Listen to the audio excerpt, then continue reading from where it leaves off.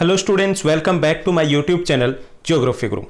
Today we are here with another session of class 12th Geography, chapter number 8, Transport and Communication, परिवहन तथा संचार।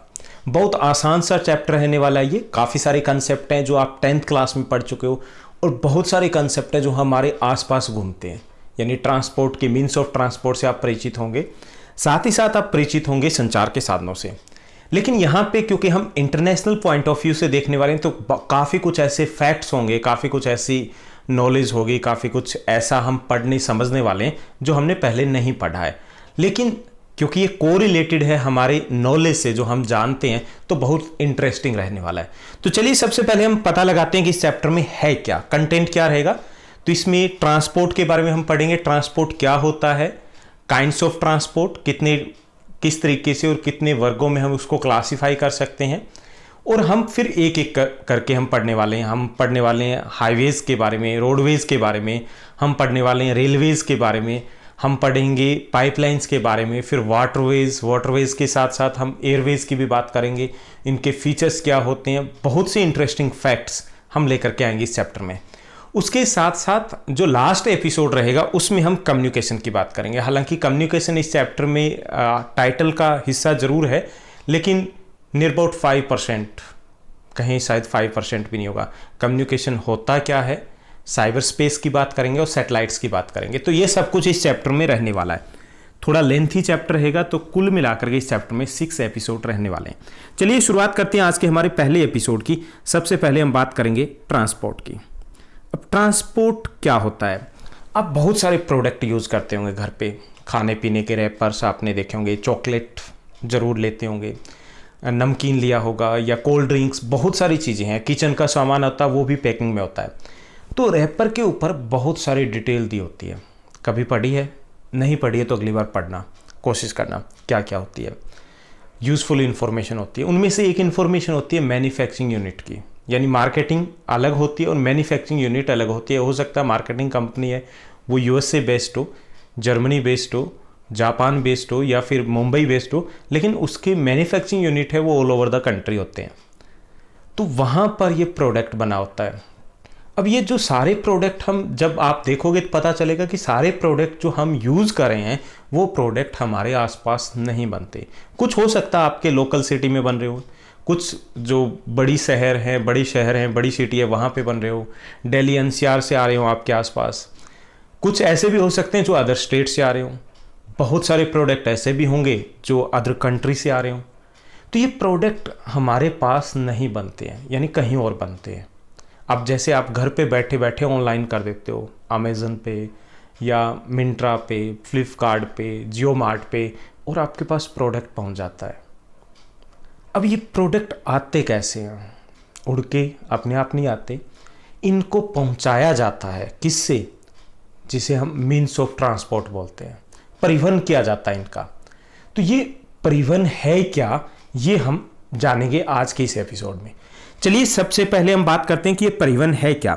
वस्तुओं और व्यक्तियों को अगर हम इसके लिटरेरी डेफिनेशन की बात करें तो वस्तुओं और व्यक्तियों को एक स्थान से दूसरे स्थान पर ले जाने की प्रक्रिया को परिवहन कहते हैं। यानी वस्तुओं और व्यक्तियों को एक स्थान से दूसरे स्थान पर आना या जाना, ये परिवहन है। उनको ले जाने की जो प्रोसेस है उसे हम परिवहन कहेंगे।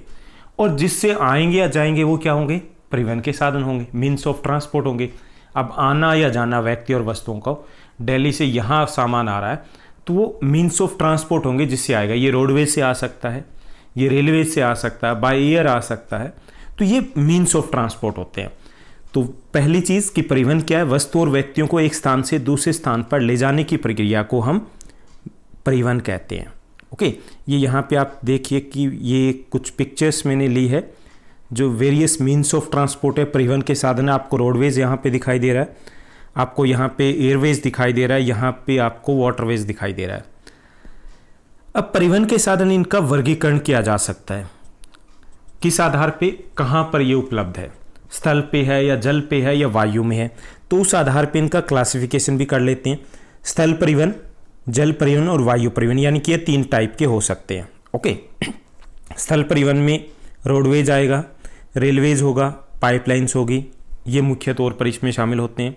जल परिवहन है उसको भी हम दो भागों में बांट सकते हैं, सागरीय या महासागरीय जल परिवहन कह लीजिए, या अंतःस्थलीय या आंतरिक जल परिवहन कह लीजिए। सागरीय या महासागरों के द्वारा जो जल परिवहन होता है, दूसरा आंतरिक होता है, जैसे नदियों में, नहरों में या झीलों में, वो आंतरिक जल परिवहन में आएगा। वायु परिवहन है उसको भी हम दो वर्गों में बाइफरकेट कर सकते हैं। इसमें राष्ट्रीय भी है, नेशनल भी है और इंटरनेशनल हो सकता है। और सर्विस प्रोवाइडर के बेस पे ये पब्लिक भी हो सकता है और प्राइवेट भी हो सकता है। तो मुख्य तौर पर परिवहन के साधनों को हमने कितने भागों में बांटा? 3 भागों में, स्थल, जल और वायु परिवहन में। आइए हम आगे बढ़ते हैं और सबसे पहले हम बात करने वाले हैं स्थल परिवहन की। स्थल परिवहन सबसे महत्वपूर्ण परिवहन का साधन है। सबसे महत्वपूर्ण कैसे है ये हम बात करेंगे। उससे पहले हम बात कर लेते हैं परिवहन का इतिहास कैसे रहा है। क्या परिवहन के साधन जैसे हम अब देख रहे हैं वैसे ही रहा है? नहीं, ऐसा नहीं रहा।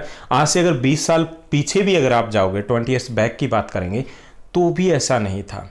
अब जो आपके घर में जितने मेंबर हो उससे ज़्यादा व्हीकल मिलेंगे, शायद जगह नहीं होती घर से बाहर निकलने की। ऐसा नहीं होता था पहले आपकी कॉलोनी में या फिर आपके गांव में। अगर आप गांव में रह रहे हो तो इक्का दुक्का ही व्हीकल होते थे। ये एयरवेज थी, वायुयान की बात करते हैं। अब तो आपके कॉलोनी से हर कोई शायद एयरवेज का यूज़ करता है। उस वक्त तो एयरवेज को सिर्फ देखा जाता था या तो टीवी में या फिर ऊपर से उड़ते हुए, पहुंच में नहीं होता था। रेलवेज है, हालांकि ये अवेलेबल था जहां पे था, इसका हालांकि उतना डेवलपमेंट नहीं हुआ जितना कि होना चाहिए था। तो ये परिवहन के साधनों का विकास जैसा हम अब देख रहे हैं वैसा नहीं हुआ। शुरुआत में हम बात करें तो इसमें सबसे पहले मनुष्य स्वयं पालकी का उपयोग किया जाता था। यानी कि सबसे पहले जो परिवहन का साधन था वो था पालकी, यानी कि खुद, या सामान को एक स्थान से दूसरे स्थान पर ले जाना होता था तो भी वो सर के ऊपर ही ढोया जाता था, पीठ के ऊपर लाद करके, यानी कि ढोते थे। ये सबसे पहला परिवहन का साधन था, खुद। ओके, क्या ये खत्म हो गया? नहीं, अभी भी है। अगर आप घूमने जाओगे पर्वतीय इलाकों में तो आपको ऊपर की पहाड़ी की तरफ चढ़ाई करनी है तो वहां पर काफी सारे ऐसे लोग मिल जाएंगे जो आपको ऑफर करेंगे, आपकी अपनी पीठ के ऊपर बिठाएंगे और वहां पे चेयर या ऐसा अरेंजमेंट किया होता है, आपको ऊपर तक पहुंचा के आएंगे। तो ये पहला परिवहन का साधन था। उसके बाद थोड़ा सा विकास किया, हमने पशुओं का उपयोग करना शुरू कर दिया। खच्चर, घोड़े, ऊंट, ऐसे जानवरों का उपयोग करना शुरू कर दिया परिवहन के लिए, यानी उनका यूज़ किया करते थे। ये थोड़ा सा बेटर था, यानी खुद की बजाय आप खुद भी बैठ सकते थे, प्लस में साथ ही साथ सामान को भी ढोया जा सकता था, तेज़ी से हो सकता था। उस वक्त ये खच्चर, घोड़े, ऊंट सामान्य तौर पर प्रयोग में लाए जाते थे। नॉर्थ अमेरिका की बात करें तो वहाँ कुत्तों का या बारहसिंगों का, रेंडियर इत्यादि का उपयोग किया जाता था। उसके बाद ये दूसरा परिवर्तन था। तीसरा परिवर्तन आया, तीसरा चेंज कब आया? जब पहिए का आविष्कार हुआ। पहिए के आविष्कार के बाद बैलगाड़ियों का इस्तेमाल होना शुरू हो गया। ये और बेटर हो गया, थोड़ा और ज़्यादा सामान है वो पहुंचाया जा सकता था, ज़्यादा दूरी तय की जा सकती थी। हालांकि कोई इतना बड़ा बदलाव नहीं था अगर अब हम सोचें कि बैलगाड़ी और ज़्यादा डिफरेंस नहीं था, लेकिन फिर भी एक रेवोल्यूशन की तरह था, क्रांतिकारी कदम था, बहुत कुछ आसान कर दिया था इसने। ये तीसरा बदलाव आया था परिवहन के साधनों में। लेकिन एक बड़ा बदलाव आया जब भाप के इंजन का आविष्कार हुआ। भाप के इंजन के आविष्कार के बाद एक नई क्रांति की शुरुआत हुई। इसके साथ साथ जो आंतरिक दहन इंजन है उनकी शुरुआत हुई और इन्हीं के साथ रेलवेज और रोडवेज है उनकी भी शुरुआत हुई। मोटर गाड़ियाँ वो बढ़नी शुरू हो गई। हालांकि शुरुआत में कुछ ही लोगों तक पहुंच में थे ये व्हीकल, रेलवेज का विकास भी सीमित था, लेकिन एक शुरुआत हो चुकी थी। और वो शुरुआत कहाँ तक पहुंच चुकी है ये देख रहे हो कि आपके घर तक गाड़ियाँ पहुंच चुकी है। तो ये जो चौथा चरण था, उसके बाद पूरी 20वीं शताब्दी में बहुत सारा विकास हुआ। हम रेल परिवहन और सड़क परिवहन से वायु तक पहुंच गए, उड़ने भी लग गए, उड़ने लग गए। शुरुआत में काफ़ी महंगा था, लेकिन अब वो हर किसी, एक मिडिल क्लास फैमिली उसकी भी पहुंच में है, ज़्यादा एक्सपेंसिव नहीं रहा है। साथ ही साथ नए परिवहन के साधन भी उपयोग में आए। पाइपलाइन है जिसको पानी के लिए उपयोग में लेके आते थे, उसको भी हमने कमर्शियल बना दिया, कमर्शियल यूज़ भी इसके शुरू हो गए। रोप वे और केबल वे ये पहाड़ी इलाकों में आमतौर पे उपयोग में लाए जाते हैं या फिर खानों में उपयोग में लाए जाते हैं। तो ये परिवहन का इतिहास रहा है कि कैसे धीरे धीरे करके उसका विकास हुआ है। ये इतना इंपॉर्टेंट क्वेश्चन तो नहीं आपके सिलेबस का, लेकिन फिर भी एक आपका कंसेप्ट है, कहीं पूछा जाए तो आप चरण में या स्टेप वाइज आप लिखोगे, पहला जो स्टेज थी, सेकंड स्टेज थी, थर्ड स्टेज थी, कैसे कैसे हम आज के चरण में पहुंचे। तो ये था परिवहन का इतिहास। अब थोड़ा आगे बढ़ते हम सड़क मार्गों की बात करेंगे स्थल परिवहन में। सड़क परिवहन बहुत इंपॉर्टेंट क्वेश्चन है। सबसे पहले हम बात कर लेते हैं सड़क परिवहन है वो महत्वपूर्ण क्यों है। ये क्वेश्चन कई बार आपके एग्जाम का हिस्सा रह चुका है, चाहे आप स्टेट बोर्ड से हो या सीबीएसई बोर्ड से हो। और ये क्वेश्चन ये नहीं रहा कि सड़क परिवहन के गुण क्या है, उसका महत्व क्या है, ये रहा है कि आज भी रेलवे से ज़्यादा महत्वपूर्ण सड़क परिवहन है। क्यों कंपैरेटिवली रहा ये, तो चलिए हम पता लगाते हैं कि ये सड़क परिवहन इतना इम्पोर्टेंट क्यों है। तो पहला जो इसकी इम्पोर्टेंस है वो ये कि ये छोटी दूरी के लिए सबसे उपयुक्त परिवहन का साधन है, सबसे तेज, सबसे सस्ता साधन। छोटी दूरी के लिए आपको नुक्कड़ पे लाला की दुकान तक जाके आना है, आप चाहे अंबानी क्यों ना हो, एरोप्लेन थोड़ी लेके जाओगे या ट्रेन लेके जाओगे, ऐसा तो नहीं है।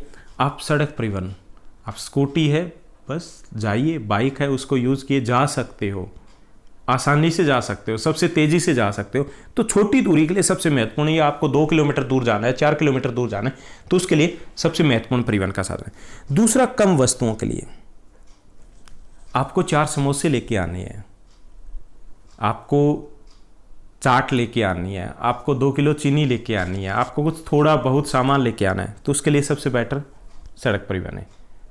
ऐसे इसके लिए भी हम रेलवेज या फिर हम एयरवेज या वाटरवेज का यूज़ नहीं कर सकते।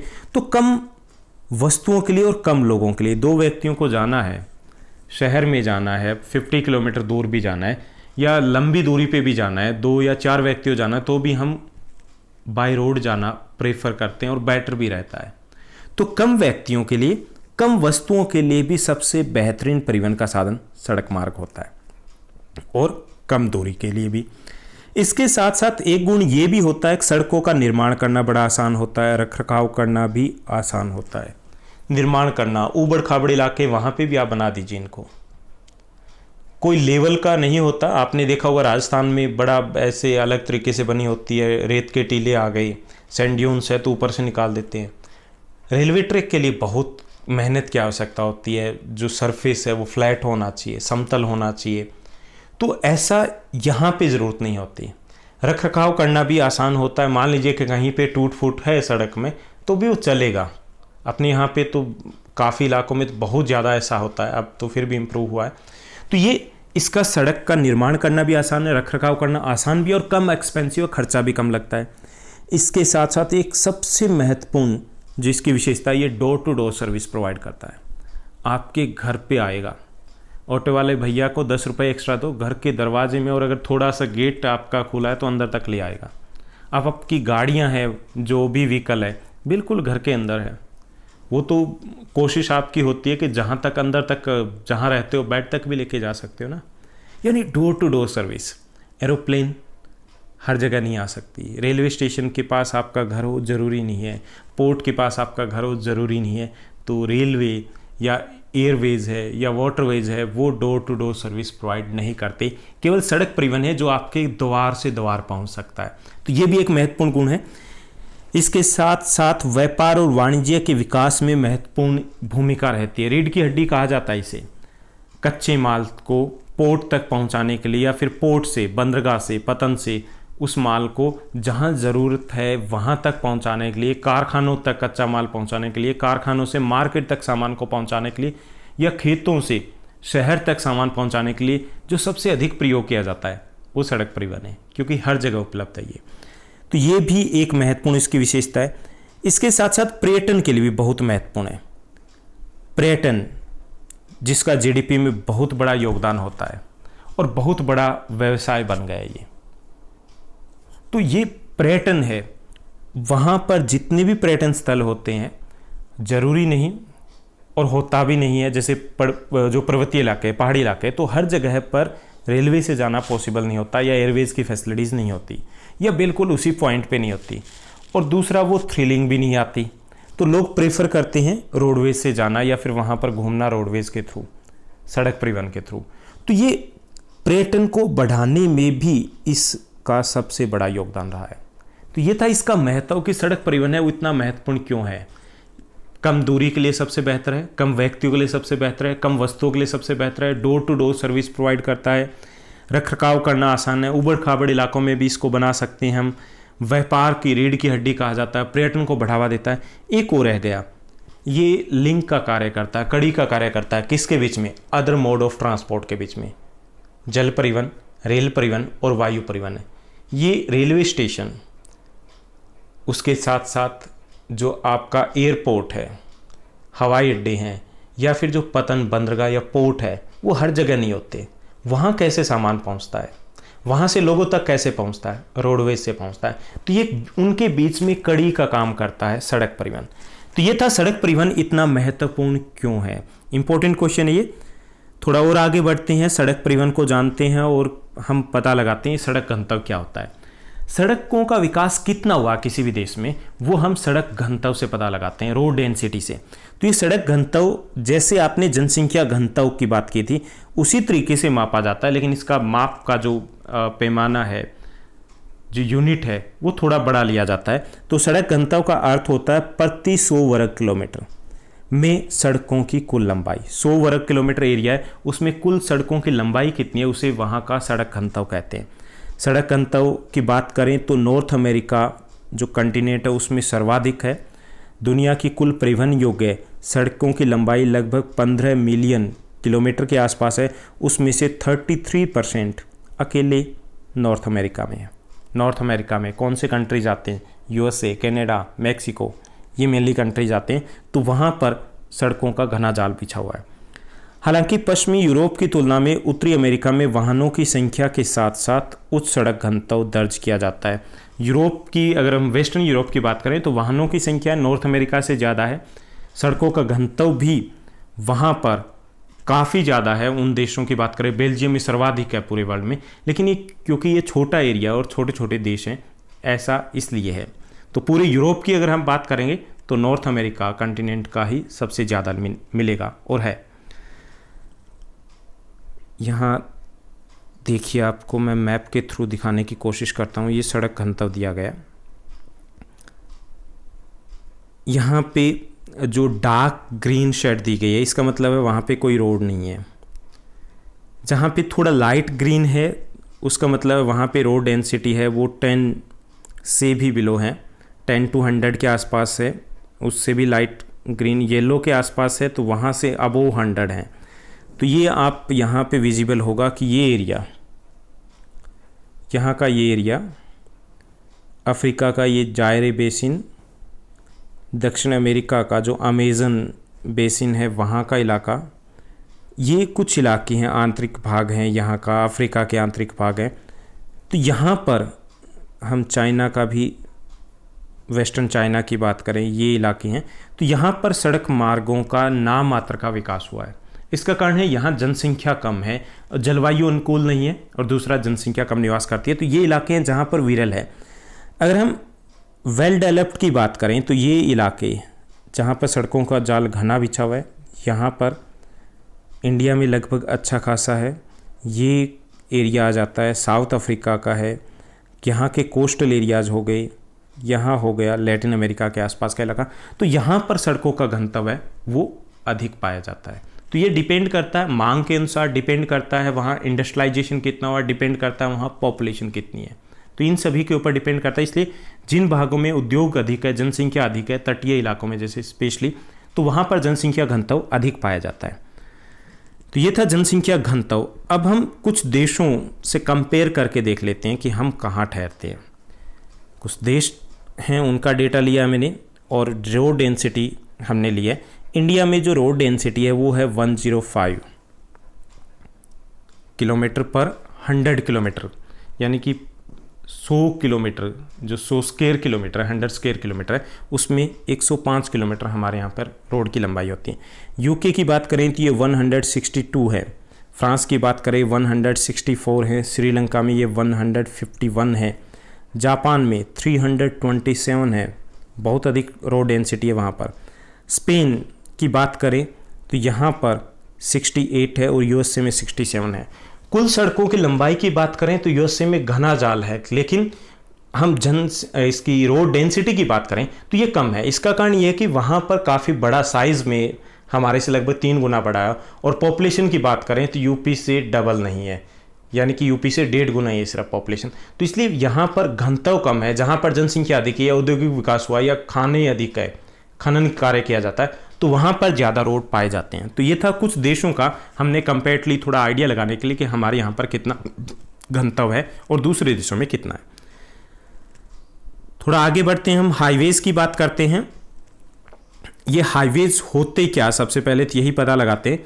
हाईवेज आपने 10th में भी पढ़ा है। हाईवेज होते हैं जो देश के सबसे महत्वपूर्ण स्थानों को जोड़ते हैं, देश के सबसे महत्वपूर्ण शहरों को जोड़ते हैं, जो दूर के इलाके हैं, चाहे किसी भी कोने के इलाके हैं, उनको जोड़ने वाली जो पक्की सड़कें होती है उनको हम हाईवेज कहते हैं। अगर हम लिटरेरी आपके एनसीईआरटी बुक की बात करें तो यहाँ पे जो वर्डिंग यूज़ की गई, महामार्ग क्या है, दूरस्थ स्थानों को जोड़ने वाली पक्की सड़कें महामार्ग कहलाती है। लेकिन जरूरी नहीं कि आप इसी लैंग्वेज का यूज़ करें। देश के सबसे महत्वपूर्ण शहरों को जोड़ने वाली सड़कें हाईवे कहलाती है, महामार्ग कहलाती है। ये देश के लिए सबसे महत्वपूर्ण होती है। देश का अधिकांश यातायात है वो इन्हीं सड़कों से होकर के गुजरता है। देश के आर्थिक विकास की धमनियाँ भी यही होती है।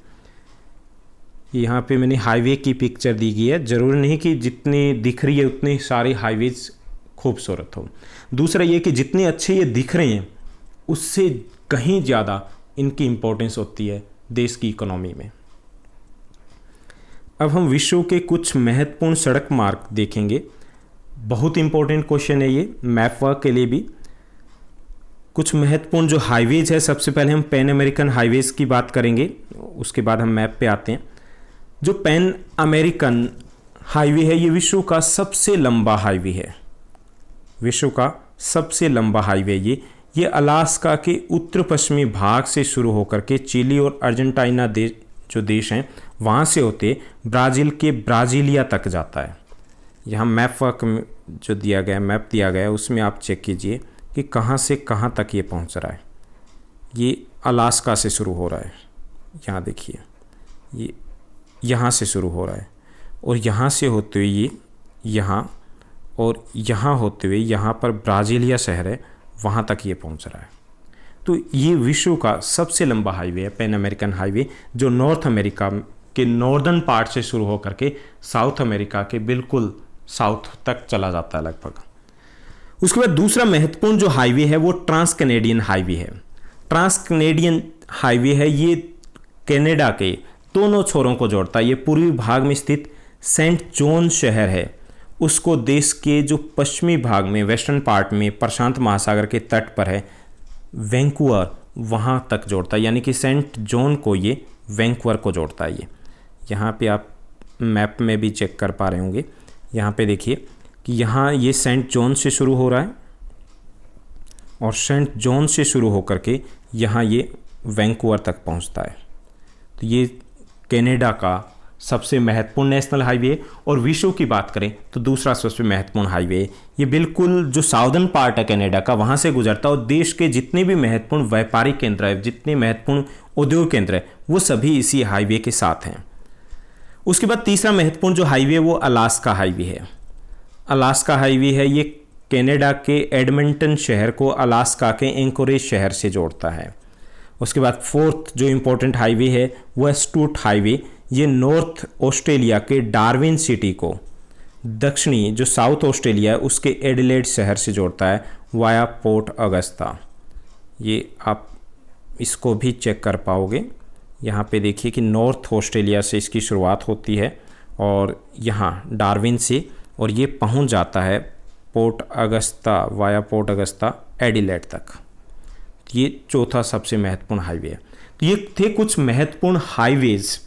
इसमें हमने सबसे लंबे हाईवे की बात की, पैन अमेरिकन हाईवे, उसके बाद trans Canadian highway, Alaska highway, और लास्ट में हमने ऑस्ट्रेलियन हाईवे की बात की।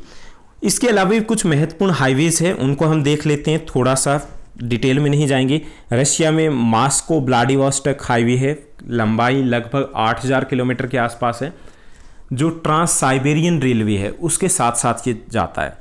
उसके बाद चाइना में बीजिंग हांगकांग मकाऊ हाईवे है, बहुत महत्वपूर्ण है। चाइना की अर्थव्यवस्था है वो इस हाईवे के ऊपर डिपेंड करती है। भारत में वाराणसी से लेकर के कन्याकुमारी तक जाने वाला हाईवे है। ये गोल्डन क्वाड्रिलेटरल स्वर्ण चतुर्भुज हाईवे है जो देश के 4 महत्वपूर्ण शहरों को जोड़ता है। दिल्ली से मुंबई, मुंबई से चेन्नई, चेन्नई से कोलकाता और कोलकाता से दिल्ली। तो ये भी है, यानी कि वाराणसी से कन्याकुमारी। उसके बाद गोल्डन क्वाड्रिलेटरल है, ये भी महत्वपूर्ण है। जो वाराणसी से कन्याकुमारी हाईवे जाता है उसको पहले NH7 के नाम से जाना जाता था, जो देश का सबसे लंबा हाईवे था। अब ये नहीं रहा है, सबसे लंबा हाईवे नहीं रहा है। इसके साथ साथ कॉरिडोर योजना भी बनाई गई है, नॉर्थ साउथ और ईस्ट वेस्ट कॉरिडोर योजना बनाई गई है, जो कश्मीर को कन्याकुमारी से, नॉर्थ में श्रीनगर को कन्याकुमारी से, और गुजरात में पोरबंदर को असम में सिलचर से जोड़ती है। तो ये महत्वपूर्ण हाईवे है इंडिया के। इसमें अगर हम सबसे लंबे हाईवे की बात करें तो सबसे लंबा हाईवे आपने पढ़ा होगा और आपकी NCERT बुक में अभी भी यही दिया होगा, वो है NH7, जो देश का सबसे लंबा हाईवे था। लेकिन अब जो सबसे लंबा हाईवे है वो है NH44। ये देश का सबसे लंबा हाईवे बन गया है और यह श्रीनगर को कन्याकुमारी से जोड़ता है। जो NH7 का काफ़ी सारा पार्ट था वो इसी हाईवे में इंक्लूड हो गया है। तो ये NH7 है, उसी को ही हम कह सकते हैं NH44 कर दिया गया है। और आपको एग्जाम में अगर ये क्वेश्चन पूछा जाता है तो आपको 1 मार्क्स में या 2 मार्क्स में तो रिप्लाई थोड़ा डिटेल में देना पड़ेगा कि NH7 सबसे लंबा था लेकिन अब NH44 है। क्योंकि कई बार ऐसा भी होता है कि पेपर सेटर जो क्वेश्चन पेपर बनाते हैं, हो सकता है वो NCERT बेस्ड पे बना दे, अपडेट नहीं हुई है, और हो सकता है कि वो लेटेस्ट जो अपडेट हो चुका है डेटा उसके बेस पे बना दे और उसके आंसर की में जो होगा उसी के अकॉर्डिंग मार्क्स मिलेंगे। तो अगर हमने NH7 कर दिया है और उसमें आंसर की में आंसर दिया गया 44, तो आपको मार्क्स नहीं मिलेंगे। आपने 44 कर दिया और हो सकता है कि वो अपडेटेड ना हो, तो आपको मार्क्स नहीं मिलेंगे। तो इसलिए आपको दोनों को ही मेंशन करना है कि पहले NH7 था और अब NH44 है। तो ये थे देश के महत्वपूर्ण हाईवेज कौन से हैं। अब एक और सड़क की बात करते हैं जो हाईवेज की तरह ही महत्वपूर्ण होती है, वो है बॉर्डर रोड्स, सीमावर्ती सड़कें। आपने काफ़ी बार बॉर्डर रोड्स हैं उनको देखा होगा, पढ़ा भी होगा इनके बारे में। बॉर्डर रोड्स वो सड़कें होती है जो देश की बॉर्डर के साथ साथ बनाई जाती है। देश की सीमावर्ती जो इलाके होते हैं वहाँ पर इनको डेवलप किया होता है। ये बहुत महत्वपूर्ण होती है देश की सुरक्षा के लिए। यानी ये कहाँ बनी होती है? सबसे पहले तो ये अंतर्राष्ट्रीय सीमा के साथ बनाई जाती है, ये सीमावर्ती सड़कें होती हैं। ये देश की सुरक्षा के लिए महत्वपूर्ण होती है। दूसरा यानी प्रतिरक्षा हो गया। दूसरा ये कि जो दूर के इलाके हैं, सुदूर के इलाके हैं, वहाँ के लोगों को ये देश के अन्य भागों से जोड़ते हैं। शांतिपूर्ण जो समय उस वक्त भी उन इलाकों के विकास के लिए महत्वपूर्ण होती है। युद्ध के समय में इनकी इंपॉर्टेंस और ज़्यादा बढ़ जाती है। तो ये होती है बॉर्डर रोड्स। हमारे देश में BRO बॉर्डर रोड ऑर्गेनाइजेशन है, वो इन सीमावर्ती सड़कों का निर्माण करता है। सीमा सड़क संगठन है वो इनका निर्माण करता है, जिसका गठन 1960 में हुआ था। तो ये भी इम्पोर्टेंट क्वेश्चन है, बॉर्डर रोड्स क्या होते हैं और उनकी इम्पोर्टेंस क्या है। तो ये था हमारा आज का पहला सेशन इस चैप्टर का, जिसमें हमने परिवहन क्या होता है, परिवहन को कैसे हम क्लासीफाई कर सकते हैं, परिवहन का इतिहास क्या रहा है, और फिर हमने स्थल परिवहन में सड़क परिवहन की बात की। सड़कें क्या होती है, इम्पोर्टेंस क्या होती है, इम्पोर्टेंट नेशनल हाईवेज कौन से हैं, बॉर्डर रोड्स क्या होते हैं, उनकी इम्पोर्टेंस क्या होती है। तो आज के सेशन में बस इतना ही। उम्मीद करता हूँ आपको अच्छा लगा होगा सब कुछ, आपको डाउट्स, आपके कंसेप्ट क्लियर हो गए होंगे। फिर भी अगर कोई डाउट रहता है तो आप कमेंट करके कमेंट बॉक्स में मुझे बता सकते हो। हर किसी को पर्सनल रिप्लाई मिलता है। और अगर आपको अच्छा लग रहा है सेशन तो लाइक, शेयर और सब्सक्राइब जरूर कीजिए। Thank you, bye bye, have a nice day.